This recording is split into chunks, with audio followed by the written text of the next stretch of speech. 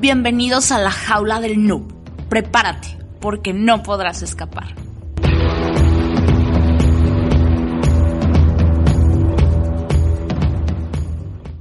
Hola, ¿qué tal? Bienvenidos a la jaula del noob. Esta vez está conmigo Mr. Root, Luis León y por ahí Debug. Un saludo a todos. ¿Qué tal, Héctor? Buenas noches, ¿cómo estamos? ¿Qué tal, muchachos? ¿Cómo han estado esta semana? ¿Qué de novedades? Bueno, ha habido mucho en el mundo del hacking, ya lo iremos comentando. Pues todo bien, es un placer estar de nuevo con ustedes y pues vamos a darle. Hola, ¿qué tal? Aquí de Buxeg y esperemos que les guste este nuevo podcast de la jaula del noob. Y bien, pues más que nada pasó algo con las criptomonedas. Resulta que se robaron. Yo leí por ahí que 600 millones y pues no es la primera vez que pasa esto. El mundo de las criptomonedas, vamos a hablar en específico como tal de algunas, pero lo que es Bitcoin, Ethereum, pues ha estado metido en ciertas controversias.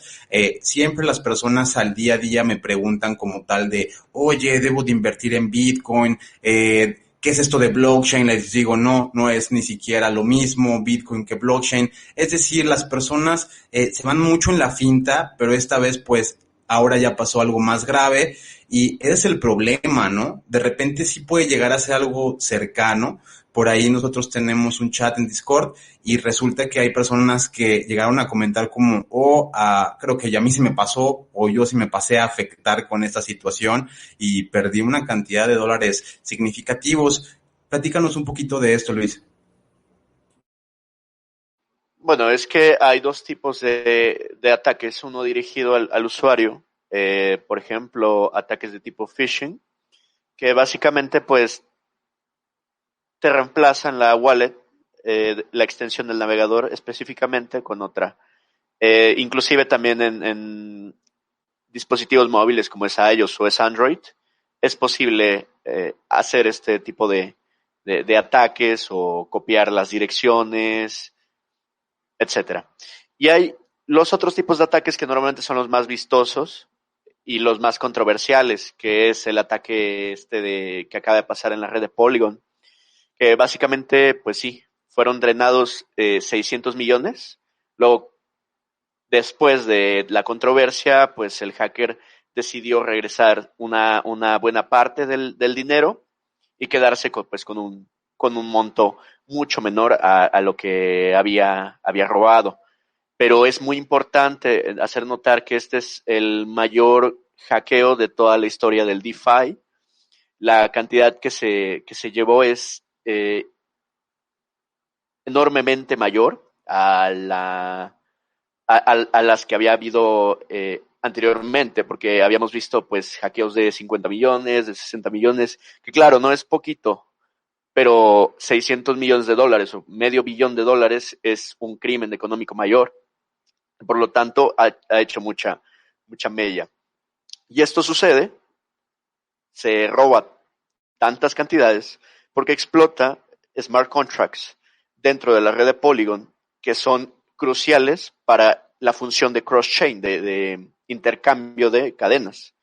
Es decir, que la posibilidad de mandar Ethereum de la red de Ethereum, de la mainnet, a la mainnet de Polygon, vive en esas funciones de los smart contracts exclusivos de la red de Polygon y cuyos dueños son precisamente los fundadores y los desarrolladores de Polygon.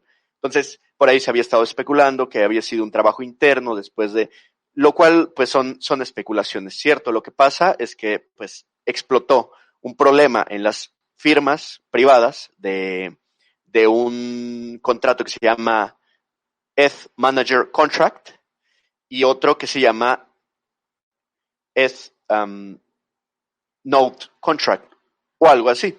Entonces, prácticamente a través de un contrato disparó una función de otro contrato que no estaba permitido a disparar porque tenía una verificación de firmas privadas, pero él pudo manipular a través de un function ID, es decir, pudo disparar una función a través de uno de los contratos dueños de estos contratos para mover los fondos, para recibir fondos de otra red y verificar la transacción en el contrato manager. Entonces, de esta forma fue posible robar todos los assets de la red. No es como los anteriores, que son assets independientes. Por ejemplo... A ver, pero dame un segundo, platícame un poquito de esto, porque yo leí por ahí que querían regresar o habían regresado el dinero, o sea, ¿cómo hacen esto? O sea, primero, ¿y para qué? O sea, quiero que nos expliques, porque incluso me resulta a mí complicado de entender. Sí entiendo que un smart contract puede estar asociado como tal a incluso un bien raíz, o sea, quizá un edificio o otro tipo de cosas de mayor valor, pero, o sea, ¿cómo se volatilizan tan rápido 600 millones? O sea, no fue en Bitcoin, fue en una propia moneda de como exchanger, o se metieron a una cartera como tal, lo craquearon. Me estás hablando un poco más como si fuera de una debilidad del sistema a nivel general. Quiero tratar de entender dónde quedó ese dinero, porque hay noticias por ahí, no sé si estén bien redactadas o no, pero que dicen que devolvieron este dinero. ¿Eso es cierto o cómo va ese asunto? Sí, es correcto. Perdón, es correcto. Cierta parte de los fondos fueron congeladas por Tether. La cosa es que se hackeó los contratos principales y cruciales de la red. Es decir, todo asset que existiera en la red pudo haber sido drenado. Inclusive creo que pues gran parte de los assets que había dentro de la red, sea Tether, Wrapped Bitcoin, Wrapped Ethereum, es decir, cualquier asset fue drenado precisamente porque lo que se explotó fue un error en los contratos nativos de la red de Polygon. Los contratos que permiten esta interoperabilidad entre cadenas. ¿De acuerdo? Y estos fondos fueron llevados a distintas direcciones, como pues, normalmente lo hacen. La mayoría de los fondos pues llegó a Monero, que es como el asset utilizado por la mayoría de los cibercriminales porque está enfocada en la privacidad, primeramente, y en la intrazabilidad de las transacciones. Entonces, de esta forma fue que el hacker intentó dumpear, digámoslo así, o volcar los fondos. Sin embargo, este hacker, días después, a través de mensajes dentro de la misma cadena de bloques, a través pues de transacciones con mensajes en metadatos, se estuvo comunicando con los fundadores y los desarrolladores y los de las respuestas de incidentes de la red de Polygon, y por supuesto algunas otras firmas chinas de auditoría de smart contracts, para negociar ciertos lineamientos para devolver los fondos y quedarse una parte. Es decir, este era un white hacker. Y la verdad es que se entiende porque $500 million es un crimen enorme. Entonces, en cualquier país del mundo iba a ser perseguido, ¿cierto? Porque no estás pegándole a los bolsillos de los traders nada más, estás pegando a los bolsillos de de las instituciones financieras grandes y estás pegándole, pues, bueno, a las ballenas, ¿cierto? Y las ballenas tienen muchísimo Pero dinero. quiero entender también otra cosa. Lo que él, o sea, cuando ya hackean esto de Polygon, digo, sé un poco de estructuras de blockchain, de cómo debes de crear como tu primera red matriz para que ésta sea blockchain y se vaya distribuyendo y demás en la cadena. Digamos, o sea, hackea esto y demuestra que es vulnerable en muchas otras implementaciones, ¿no? O solamente estos de esta empresa tenían específicamente ese setup, o esto se puede volver a replicar, o sea, digamos que estamos hablando de un exploit que se puede dar a larga escala, o se requirió un poquito de tener llaves, tener alguna que otra wallet privada, no sé, explícanos un poquito más. Sí, por supuesto. No, lo que pasa es que los contratos que fueron explotados son exclusivos de la red de Polygon. Porque recordemos que la red de Polygon es una sidechain, es una cadena que es paralela a Ethereum y permite esta interoperabilidad entre Ethereum, perdón. Entonces, tenía ciertas funciones exclusivas de la red de Polygon, ¿cierto? Y no fue que explotara una wallet privada o robara unas claves. Lo que pasa es que disparó funciones en un contrato que era dueño de otro contrato, y este contrato dueño tenía esta falla en el código que permitía disparar funciones que no puede disparar nadie más que los dueños o los desarrolladores de Polygon. Entonces, a través pues de esta vulnerabilidad, que por supuesto es replicable en cualquier otro smart contract, siempre y cuando puedas dar con el function ID específico, es decir, como el indicador o el identificador único de la función dentro de la máquina virtual de Ethereum, y agregar tu propia firma privada a uno de los verificadores de la red. Estos verificadores son los que se encargan de aprobar transacciones enormes. Entonces, bueno, una vez que ya tienes los privilegios de un verificador oficial de la red de Polygon, puedes hacer lo que quieras. Entonces, básicamente así fue como sucedió, ¿cierto? Y pues, bueno, podemos observar que aquí, en este caso específico, la vulnerabilidad es muy sofisticada, pero por supuesto que es reproducible, porque inclusive en Ethereum y en otras Ethereum Virtual Machines, que son pues sidechains o cadenas paralelas o forks de Ethereum, que manejan pues este tipo de lenguaje y este tipo de máquina de Turing dentro del blockchain, son susceptibles, por supuesto, también a este tipo de ataques, ¿cierto? Porque es más nativo de la máquina virtual de Ethereum, pero también explotó cierta debilidad dentro de estos contratos. Pero como clientes, o sea, les llegó a afectar, o sea, yo quiero imaginarme, o sea, agarras, ves tu wallet y ves que tiene 0. Digo, no en este caso, porque nos estás platicando de que fue un caso más como de auditoría o de white hacking, por lo que hicieron, pero en otros casos donde, bueno, vamos a minimizarlo, pero hablaste de 50, 60 millones, o sea, robos tampoco tan pequeños. ¿Qué pasa? O sea, sí ha habido casos en donde tú como cliente estás en ese tipo de redes de Bitcoin, las atacan y pues ya te bailaron, o sea, ya simplemente no tienes fondos o entra una especie de seguro. Digo, no creo que todas las empresas tengan este tipo de como buena disponibilidad. Algunas pueden ser incluso algo ya planeado y no sé, se apaga la empresa y se quedan con el dinero, o cómo está este asunto. O sea, ¿sí te llega a afectar o no? Sí, por supuesto. Es decir, una vez que son drenados tantos millones de dólares de los exchanges y de los smart contracts, el precio se viene para abajo, como es natural. Entonces, una vez que el precio se viene para abajo, la gente empieza a vender. Y una vez que la gente empieza a vender, una vez que llegas a fondos cero, el smart contract no vuelve a funcionar jamás. Porque nadie va a volver a invertir ahí, porque vale 0. Es decir, no sé, vale tan poquito que ya no es una inversión redituable. Entonces, sí, por supuesto que al drenar tantos fondos de la red mainnet de Polygon, le pegó los bolsillos de muchísima gente que son usuarios normales, que tradean o que reciben pagos en cripto, que son trabajadores o que son gente normal en sus casas intentando hacer un poco de dinero con cripto.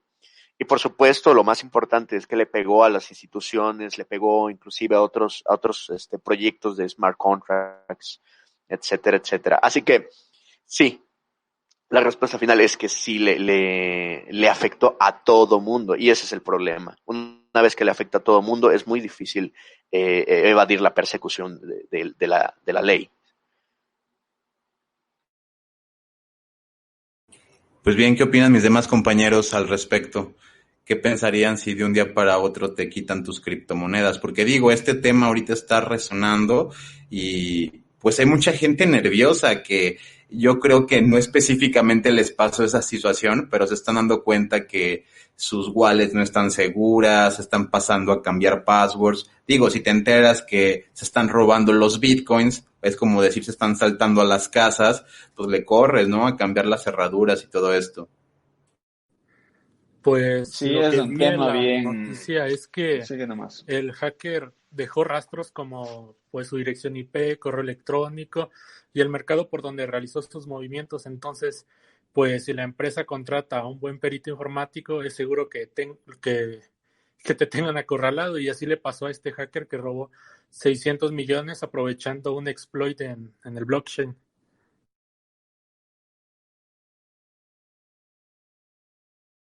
¿Tú cómo ves, Mr. Root? Chuta, es un tema muy complicado, ¿no? Se supone que hoy por hoy la seguridad como tal del tema de lo que son las criptomonedas debía estar ya un poco más avanzada en cuanto a la protección de datos como tal, pero nos damos cuenta que no es así, que aún existe bastante falencia, bastantes vulnerabilidades en este campo que también puede ser afectado, pues y al ser una moneda que cambia constantemente, que es variable, pues chuta, imagínense la pérdida que va a sufrir tanto las empresas como las personas como tal. Entonces, sí hay que ponerse un poquito a analizar también este campo, a ver si es que en verdad, como bien comenta León, es rentable invertir en este tipo de monedas como tal, teniendo este tipo de inconvenientes como se han presentado. Ahora, no sé, les hago una consulta también, León, si es que este tema también afectó lo que son, ¿a qué tipo de wallets nomás afectó? Tanto lo que son las virtuales como las físicas, no sé. Sí, el problema es que el valor que tú tienes en una wallet, sea de hardware o sea virtual, en una extensión o en un teléfono, está afectado por el mercado, porque no puedes, por ejemplo, venderla por dólares si vale mucho menos de lo que tú pagaste por ello, bueno, a menos que quieras perder dinero. Entonces, cuando se volca todos estos fondos, lo que pasa en los exchanges, en los mercados de criptomonedas, donde compras y vendes por dólares y por Bitcoin y por Ethereum, otros tokens, otros RC20, pues ya no lo puedes vender por el precio que tú pensabas, ¿cierto? Porque baja el precio, evidentemente. Esto es debido a la volatilidad de la red por sí misma y, claro, es en un evidente efecto del mercado, que una vez que tiene menos capitalización el mercado, el precio del precio de cada una de las monedas baja.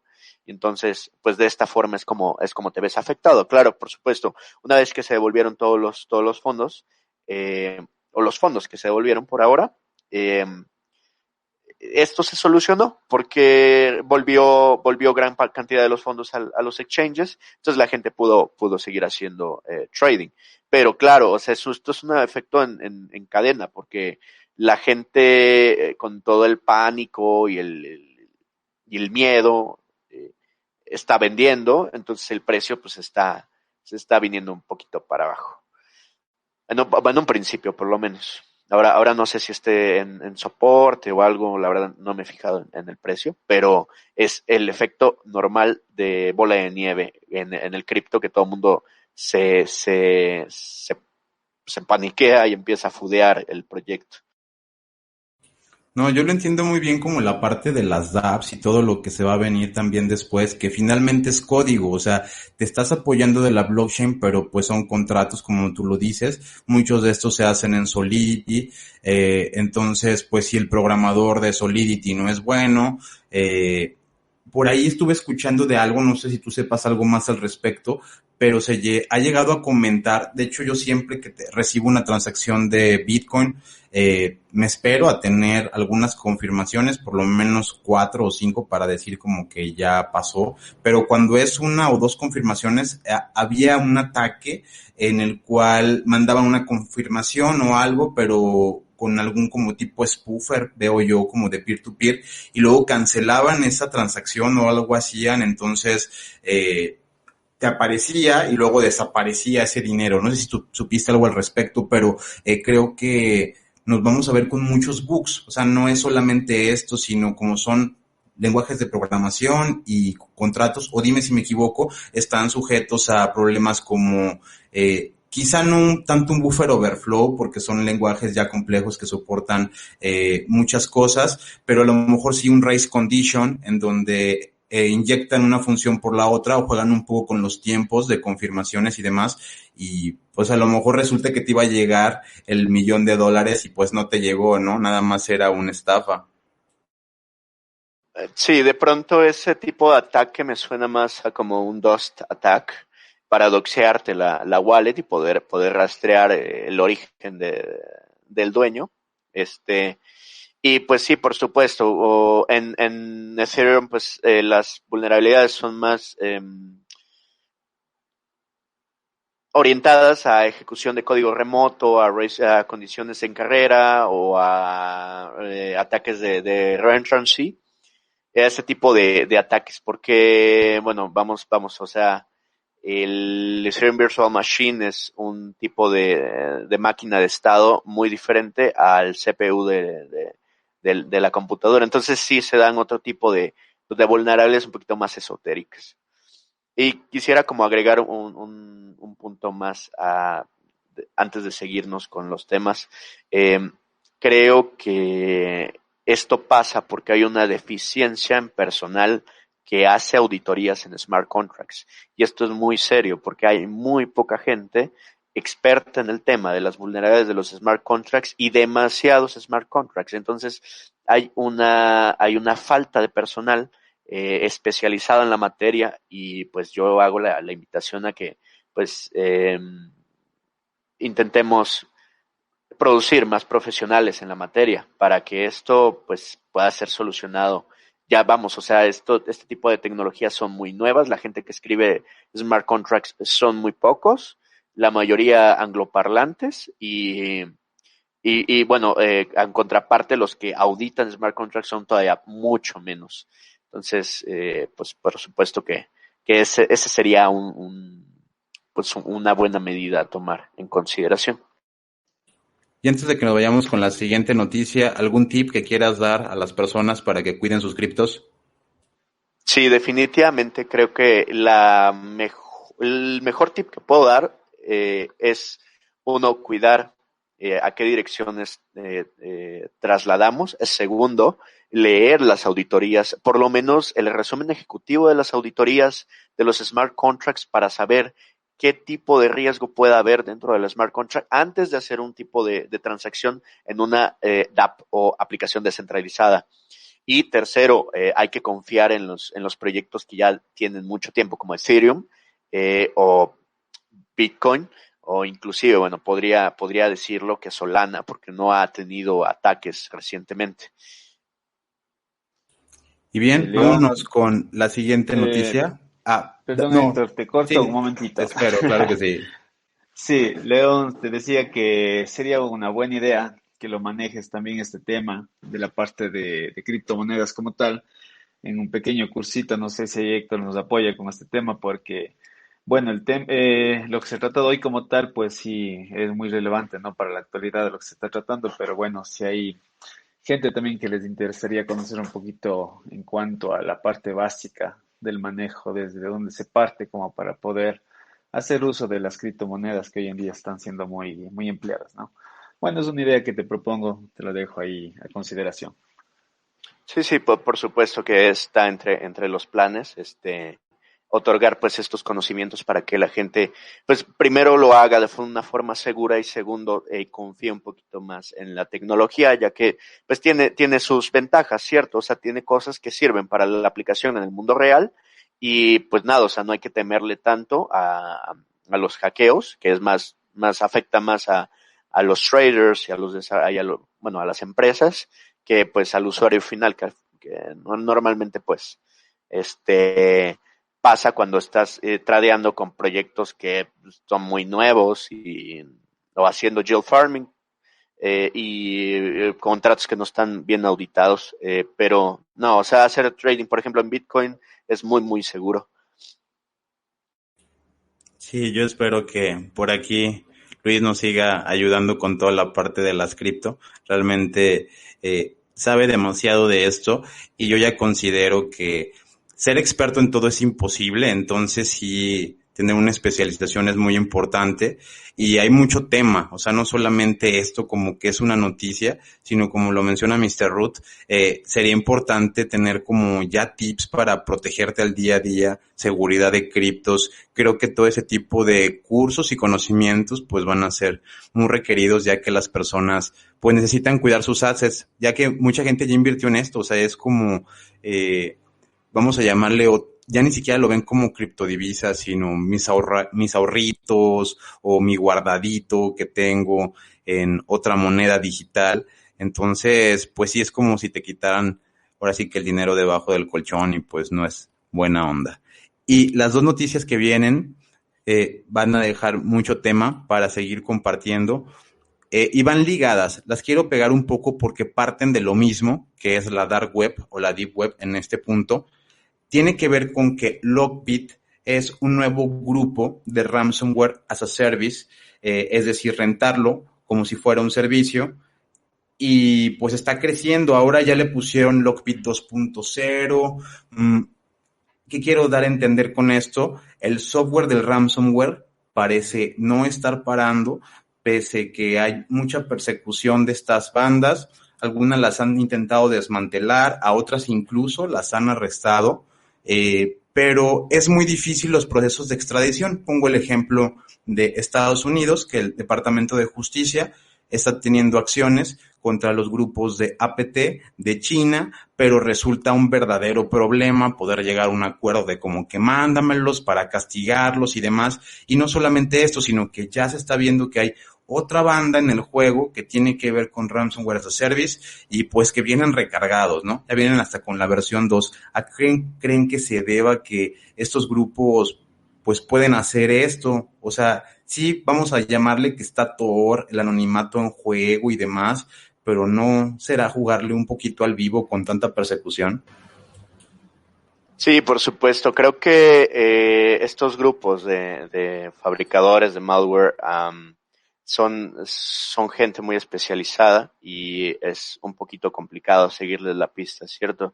Sobre los temas de extradición, creo que todos conocemos, aunque no estemos en el mundo de la seguridad o de la política internacional, creo que sabemos que Estados Unidos y China pues, no tienen una buena relación. Por supuesto que pues, si en algún punto quisieran extraditar a un ciudadano chino, el problema pues sí se pondría muy, muy complicado.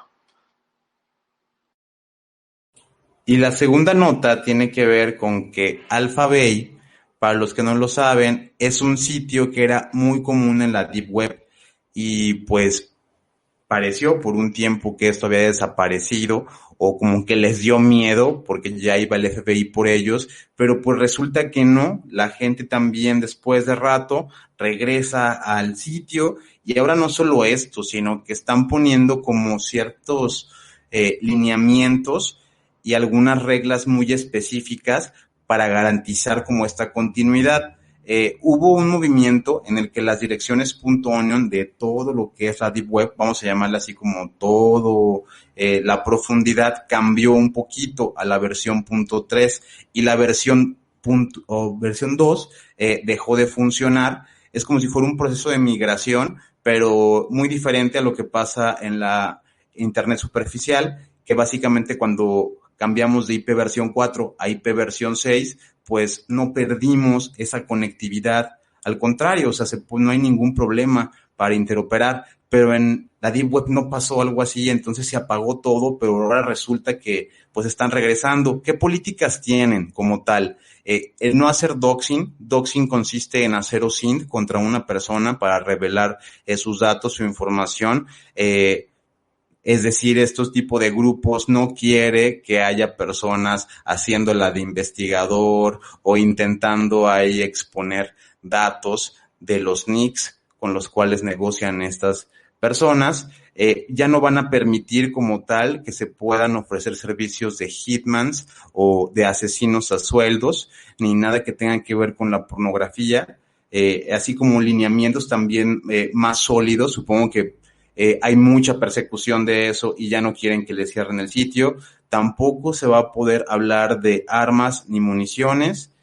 No se puede ofrecer como tal específicamente las vacunas del COVID, ni de manera clandestina. Esto ya lo están poniendo como si fuera parte de un lineamiento, y nada de hacktivismo ni activismo gubernamental que tenga que ver con Rusia, Kazajistán, Bielorrusia, Armenia y uno que otro país.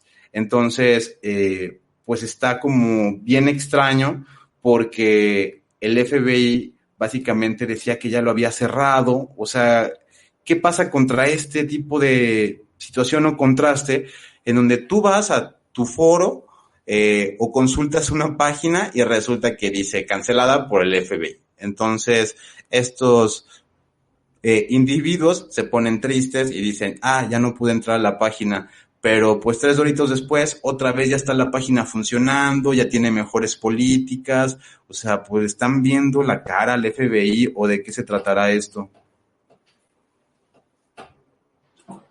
Pues yo creo que este tipo de servicios, Onion, siempre tienen gran afluencia y mucha clientela, ¿cierto? Entonces, pues hay muchas actividades económicas que son redituables ahí dentro de la Deep Web, y por supuesto que como al ser una red de punto a punto, pues es muy complicado ahora mismo con las técnicas de ofuscación y de ocultación, encontrar a los responsables, ¿no? de este tema. Y no quiero entrar en controversia, pero bueno, o sea, la forma en cómo el FBI al parecer está bloqueando estos sitios, pues es básicamente poner un montón de nodos de la NSA ahí en la red Tor, como nodos, creo, si no me equivoco, corríjanme, pero como nodos de salida para rastrear y para dificultar el tráfico hacia sobre todo a las páginas de pornografía infantil. Sí, escuché algo al respecto sobre lo que comentas, León. Justamente estaban haciendo algún tipo de esta implementación a nivel de lo que son los relays ya de salida. Entonces, sí, bueno, obviamente toman en consideración que estos no proporcionan como tal encriptación, ¿no? Para las personas, un poquito darles esa información. Entonces, sí estaban utilizando estos mecanismos como para poder dar con todas las personas que se estaban buscando, pues de una manera mucho más fácil, se podría decir. Y pienso que eso también pudo haber pasado con este grupo de cibercriminales Revil, que pues desapareció así de la nada. Sí, y luego resulta que se desaparecen y ya regresan todavía hasta recargados. Y bien, la siguiente noticia, pues todas parecen ser muy similares, pero créanmelo, son diferentes, que es lo más impactante, pero tiene que ver con más ransomware, pero ahora están utilizando la vulnerabilidad de Print Nightmare. Print Nightmare ya tiene un CVE, es una vulnerabilidad que está afectando como tal más a las impresoras, pero ahora resulta que también Corea del Norte está monetizando o utilizando estas vulnerabilidades para insertar lo que viene siendo el ransomware. Y pues esta situación en la que pues el ransomware ya está entrando por muchos lados. Yo creo que los exploits, no importa cuál sea, o sea, sale, existe lo que es la prueba del concepto, o vamos a llamarle esos scripts que se hacen por primera vez para ver si funcionan o tratar de atacar las infraestructuras, pero paulatinamente se filtran. Luego ya se pueden hasta hacer exploits más privados. Me tocó ver también en foros que había personas que te decían, mira, aquí está la versión que yo hice en Python para abusar de Print Nightmare. Estamos viendo que cualquier vulnerabilidad, luego se agarran de ella y empiezan a hacer un total relajo. Entonces, pues ya no se puede esperar mucho de que una vulnerabilidad no termine haciendo cualquier cosa. Esto también lo quiero dar a entender allá en casa. Cuando sale un exploit, tú le puedes llegar a poner como tal un payload. el payload es quizá a veces lo que obtienes. Entonces, estas agencias de cibercrimen, vamos a llamarle así, o el crimen organizado por internet, o los grupos de crackers, están viendo cómo a cualquier exploit o defecto que sale en internet, decir, bueno, ¿y cómo me cuelgo de eso para meter ransomware? ¿Cómo me cuelgo de eso para meter el backdoor? Y pues no dan tiempo, porque algo es tendencia en ataques, se suben al exploit y pues te acaban haciendo otra cosa como el ransomware, que pues está resultando ser muy monetizable. Y como ya lo hemos estado hablando, resulta que los sitios quizá desaparecen y luego van a salir en otro lado con todo el Bitcoin. ¿Ustedes qué creen? Digo, ya fuera de lo que estamos hablando como tal de las noticias, en cuanto a un grupo de ransomware, porque yo no me imagino tanto el hecho de que simplemente me llegaran bitcoins de todo lo que estoy estafando, pero como lo estoy rentando como un servicio, muchas veces ni sé a bajo nivel qué estoy haciendo. O sea, ya estamos hablando de una industria de crimen en la que ni siquiera son crackers con un alto nivel técnico sofisticado. Puede ser así como tal a un sicario, perdón que lo diga así, pero un sicario en Rusia o un sicario de alguna otra nacionalidad, lo ponen enfrente de un ordenador y le dicen, tú vas a hacer esto, ¿no? Vas a dar aquí unos clics y estás infectando máquinas y no lo sabes, y aparte estás ahí haciendo otras cosas en la fábrica. ¿Cómo serán estos ambientes laborales, o de plano lo ven como las películas que generalmente vemos en donde Mr. Robot se sale con la suya, vive doble vida? ¿Cómo se manejará este ambiente como tal del ransomware? Porque sí vemos que pues ya cualquier persona lo puede rentar.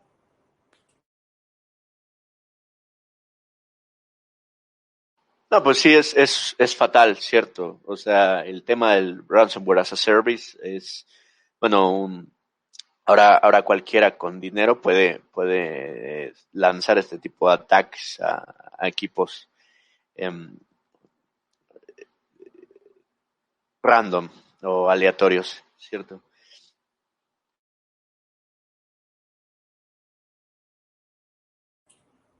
Y bien, por aquí tengo otra nota, a menos si alguien quiere agregar por ahí algún comentario. No, simplemente que, pucha, hay que tener mucho cuidado hoy en día. El tema del ransomware como tal está pegando bastante. Sería una buena idea también ponerse a analizar el por qué hoy en día el ransomware está siendo tan eficaz, ¿no? Y por qué de la noche a la mañana pues se comienza a escuchar tantos casos. Antes sí se escuchaban, pero no era tanto como se los tiene hoy en día.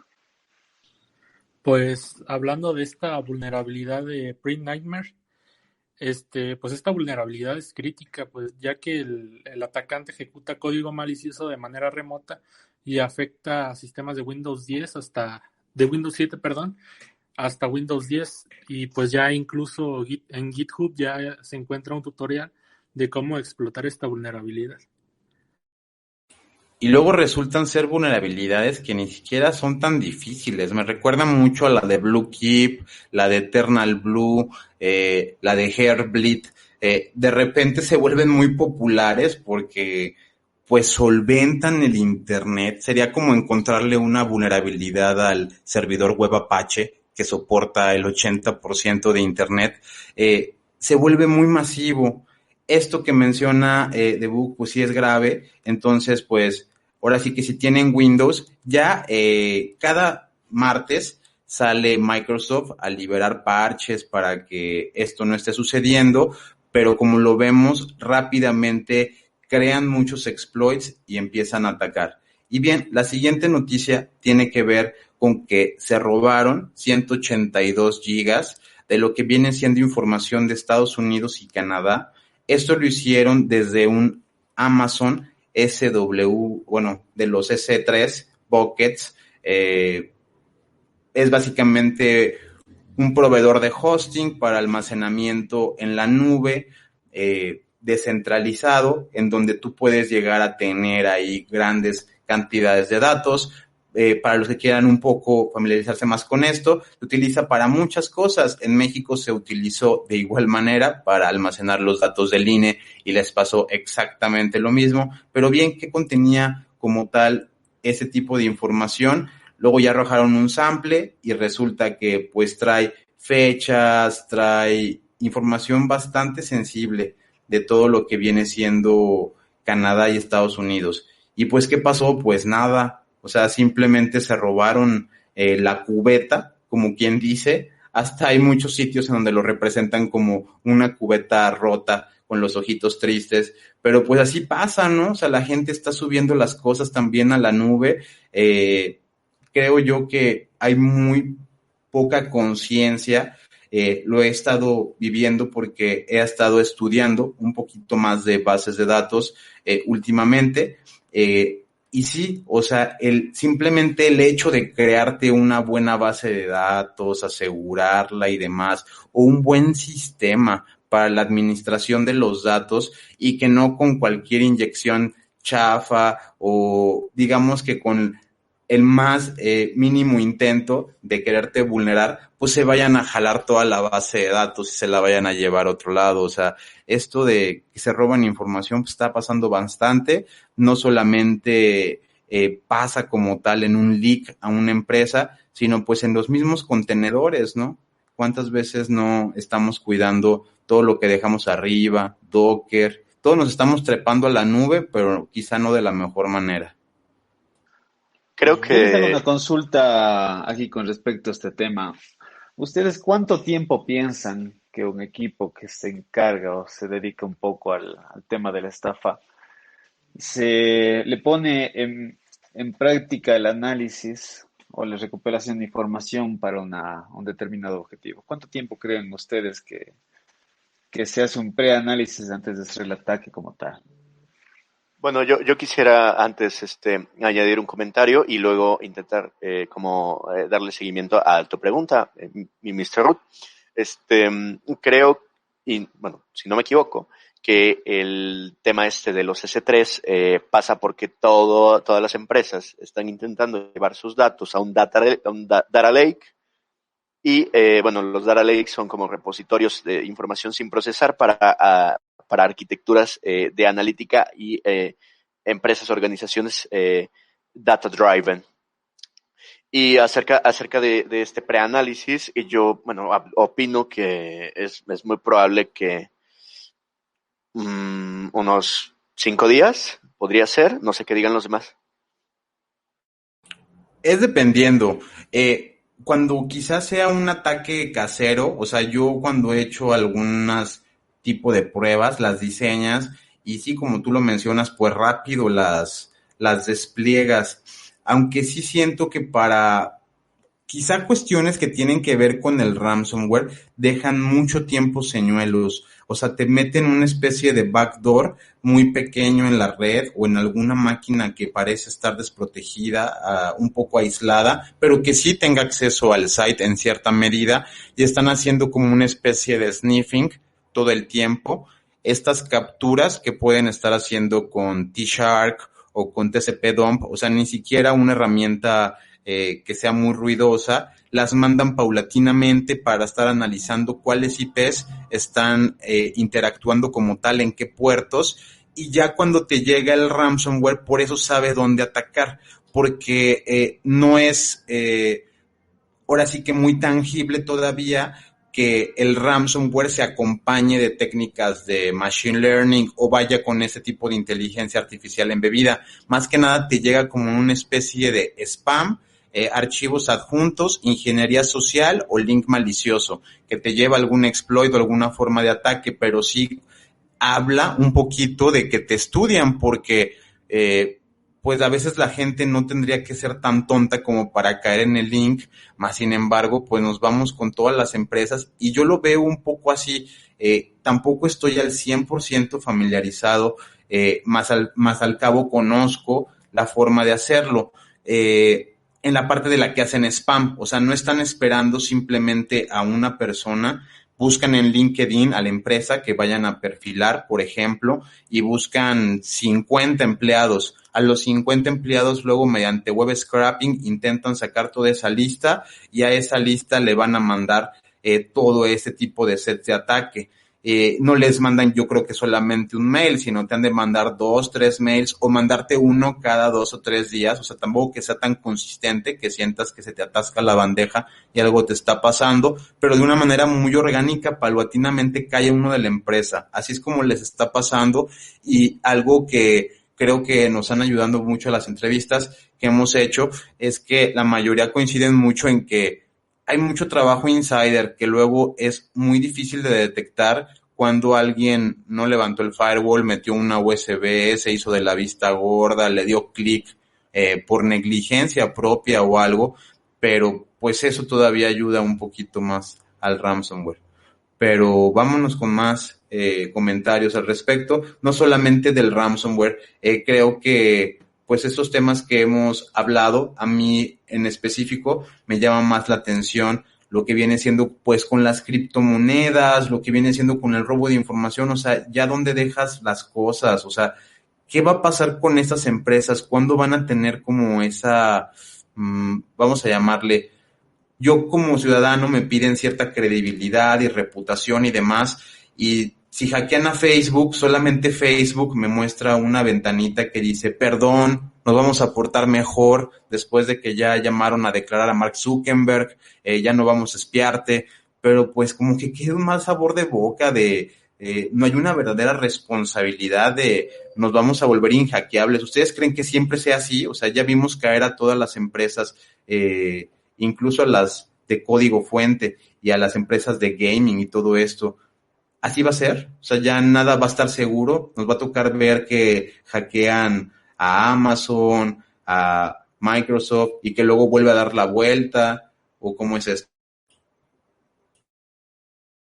Sí, yo pienso que esto va a ir de largo. O sea, nos estamos dando cuenta que el ransomware como tal es algo tan rentable que hoy en día, pues, prácticamente la mayoría lo está realizando, ¿no? Ya sea por A o B situación, pero estamos viendo que esto va en incremento. Y se aprovechan, obviamente, de la vulnerabilidad de la gente, de las personas, tal vez se podría decir un poco de la ingenuidad como tal, para ganar acceso, pues ya de manera fácil a los sistemas. Yo pienso que esto sí va a ir en aumento por las estadísticas, perdón, y por lo que vemos hoy en día, yo pienso que sí. Pues yo pienso que los ataques informáticos hacia estas empresas, pues la verdad que nunca va a parar. Yo quiero seguir con otra noticia que también tiene que ver, pero los de Conti Ransomware, esta vez se liqueó una información, pero no de los que ellos atacan. Se liqueó la información de cómo operan, qué exploits están utilizando, qué herramientas en GitHub están clonando, y básicamente se clonó pues algo bastante sensible porque vamos a ser un poco, llegar un poco más allá, pero Revil y todas esas empresas pues han causado daño. O sea, son empresas que si tú mencionas sus nombres a grandes corporaciones les da un poquito de miedo.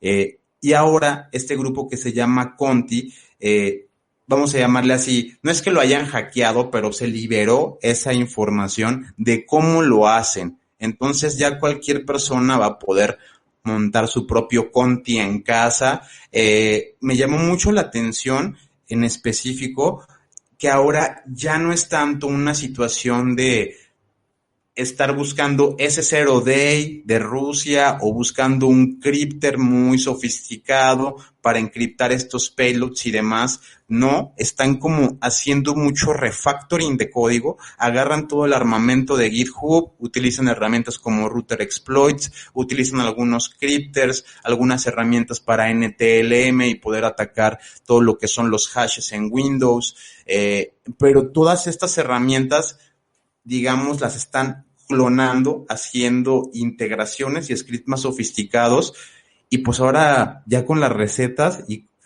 va a ser más difícil, ¿no? O sea, vamos a empezar a ver no solamente un grupo como Conti, ya les dejaron ahí el manual para hacer tu propia empresa de ransomware. ¿Qué va a pasar con esto?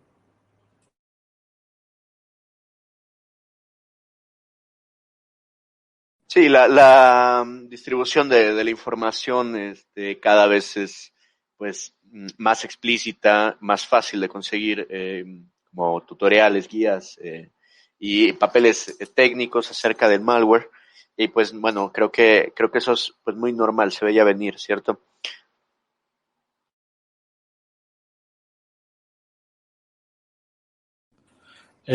Pues es muy interesante eso de que utilicen herramientas de GitHub, porque la mayoría de los grupos de cibercriminales, bueno, al menos eso pienso yo, utilizan herramientas privadas o exploit privados, etcétera. Yo he visto una tendencia de que ya están utilizando mucho como hacer ingeniería inversa en algo que es propietario. Esto le pasó a Cobalt Strike, una herramienta que se utiliza para las cuestiones de red teaming, pivoteo, persistencia, movimiento colateral, en lo que viene siendo los pen testing. Y obviamente es privada, la hace una persona que se llama Rafael Smuch, y él llegó a trabajar para la Fuerza Aérea de Estados Unidos, más sin embargo, pues él nunca pensó, bueno, sí llegas a pensar, pero digamos que tampoco te gustaría como programador creerlo, que tan rápido lo que tú haces va a acabar con otro propósito. Básicamente lo craquearon, le hicieron ingeniería en reversa y muchas versiones de Cobalt Strike modificadas que incluso las personas están como parchando para añadir más seguridad, es lo que estamos viendo que se ataca. He visto también muchas versiones de Empire para atacar por medio de PowerShell y hacer otro tipo de cuestiones en lo que vienen siendo ataques a Windows. He visto mucho lo que es Python y algunas librerías para poder embeber ataques, pero sí, o sea, sí es una pues situación en la que ya ni siquiera es ese zero day, más bien hacen un poco de refactoring, hacen sus propias herramientas, ni siquiera es robar código porque es open source, se están viendo muy hábiles, hay mucho código que se puede agarrar en el mundo del ethical hacking para hacer lo que tú quieras, tanto cosas buenas como cosas malas, pero creo que la parte del cibercrimen, pues sí ya se dio cuenta que ni siquiera ocupa pagar, como ya lo estamos viendo, un cripter privado o asociarse con otras empresas de cibercrimen, que es algo que se hace bastante, creo yo, para la parte de ransomware as a service. O sea, si alguien ya tiene como tal la parte para hacer spam y alguien tiene los mailers y otro en la cadena tiene los servidores, pues se juntan y hacen el festín. Pero sí es una situación, pues, bien delicada. Yo, la verdad, estoy impactado de cómo el ransomware pasó de nada a 1000 y no solamente lo veo grave esa situación, sino que va a evolucionar. Pues creo que vienen cosas más complicadas. Entre otras noticias que no haré mucho hincapié, solo quiero mencionar que pues Telegram también está siendo utilizado para las cuestiones de phishing, tengan cuidado con ello. En otras noticias también, las librerías de Node.js han presentado vulnerabilidades. Si ustedes utilizan esto para su desarrollo, tengan en cuenta actualizar. Y pues ya estamos por terminar, como siempre, y es costumbre, vamos a dar algunos tips para que no nos pasen pues todo ese tipo de desgracias y problemas informáticos. Bueno, los consejos, al menos los tips que se podrían dar con lo que hemos tratado el día de hoy, lo primero sería pues el tema de la educación, ¿no? Ponernos a ser un poco más investigativos, un poco más analíticos en cuanto a la información que nosotros compartimos, la información también que nosotros brindamos. Y a la final, pues esto será de mucha ayuda para evitar ser víctimas de este tipo de ataques, pues ya sea hacia nuestra persona o hacia las empresas en las que nosotros trabajemos, pues, porque nosotros también podemos poner un pequeño aporte, una pequeña contribución para evitar que dentro de nuestras instituciones, pues, se generen este tipo de inconvenientes. Pues, ¿qué les puedo decir? De recomendación es que pues se cuiden del phishing, porque es por donde puede llegar estos ataques de ransomware. Y con respecto a eso que menciona Sector sobre Telegram, también he sabido que utilizan bots para extraer información de las personas, bueno, de los usuarios, por ejemplo, de los grupos, etcétera. Eso es lo que he visto también. Pero bien, Sí, creo. No, pues como parte de las recomendaciones, creo que ha sido extenso. Hay situaciones en las que protegerte no va a ser lo más sencillo porque no depende de ti. Creo que es algo de lo que hemos aprendido a lo largo ya de varios podcasts. Muchas veces no infiere en el usuario final. Es un poco más responsabilidades de las organizaciones, gobiernos, empresas que te están haciendo el servicio. Yo creo que, como nos comentaba Hugo Navarro en la entrevista de hace rato, que el tema más importante, el consejo más relevante que puedo dar, que yo creo que pues todos compartimos, es que hay que identificar los riesgos y a través de esa identificación de los riesgos, hacer ese trabajo de concientización que aplica para todos los ámbitos en la vida, ¿cierto? Sí, sin duda, realmente ya protegerte es una situación de equilibrar que no solamente la tecnología esté corriendo, sino que también haya procesos, haya un montón de cosas. Como tal, en tu casa y para los usuarios finales, tampoco quiero hacerles un sentido de que están tan desprotegidos o que va a ser casi imposible llegar a un nivel de ciberseguridad. Pero si estás queriendo invertir tu dinero en assets que todavía no conoces, no dominas, pues no los utilices. O sea, creo que algo confiable es, no sé, yo utilizo Linux porque me siento cómodo y lo sé utilizar, pero si fuera la primera vez que agarro Linux, o no voy a utilizar Linux para un proyecto mayor, siendo la primera vez. Creo que eso también habla un poco de lo que son las criptomonedas, lo que es cualquier tipo de tecnología. Cuando la estás consumiendo o adquiriendo, también tienes que ver un poquito la responsabilidad de que por ahí no se te vaya a ir la información. No sé si quiere agregar a alguien más un comentario por ahí. Lo que dicen en todos los disclaimers, por ejemplo, de proyectos cripto, y por supuesto, no solo eso, hay unas siglas que se llama, bueno, más bien que son D-Y-O-R. Do your own research, o haz tu propia investigación. Y esas son unas siglas que se repiten en todos los proyectos cripto y por supuesto en todos los proyectos, bueno, no solo cripto, sino experimentales. Y su nombre lo dice, para los que están en casa, es haz la investigación que te corresponde antes de invertir, utilizar o juzgar una tecnología nueva. Porque vivimos en un mundo en el que las tecnologías están evolucionando rápidamente, emergiendo otras nuevas, y ese proceso de retroalimentación puede llegar a tomar un poco de tiempo, y la velocidad de evolución y de emergencia supera este proceso de juicio, de crítica, de retroalimentación y de mejora, etcétera. Pues bien, ha sido todo por esta misión de la Jaula del Noob. Nos vemos en la que sigue. Hasta la próxima. Gracias con todos. Muy buenos temas los que se trataba el día de hoy. Nos vemos la próxima, gente. Pasen bien. Saludos para mi amigo David Soto de España. ¿Alguien más quiere mandar saludos? Sí, saludos a mi mamá, que está allá en casa.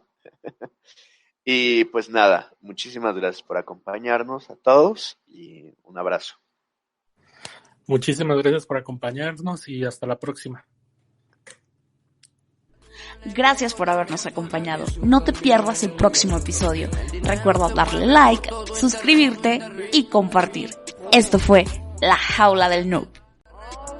Sale mucho fake, que tú no es un lamer y quiere joder, y no va a poder.